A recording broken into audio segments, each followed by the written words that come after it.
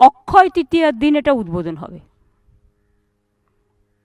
এটা পুরোহিতরা, বিশেষ করে যারা ধর্মীয় প্রাণ মানুষ, তারা মিলে ডেটটা ঠিক করেছেন।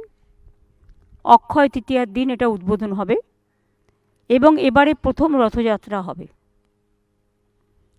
রথযাত্রায় একটা সোনার ঝাড়ু থাকে, আপনারা জানেন। ওপরটা চন্দন কাঠের থাকে, নিচেটা কিছু সোনার ডাস্ট মেশানো নানা রকম থাকে। ওইটা আমি আমার পার্সোনাল অ্যাকাউন্ট থেকে, আমার কন্ট্রিবিউশন থেকে আমি 5 লাখ টাকা দেব। কাজে ওটাও ইস্কন তৈরি করবে, কারণ যেহেতু ওরা করে। এবং এবার যে সোজা রথ হবে, প্রথমবার বলে আমাকে এখানে উপস্থিত থাকতে হবে। আমি প্রতিবার ইস্কনের রথটা উদ্বোধন করি, আমি এবার উল্টো রথে ওদের ওখানে যাব এবং রাধারমণ বাবুও চলে আসবেন।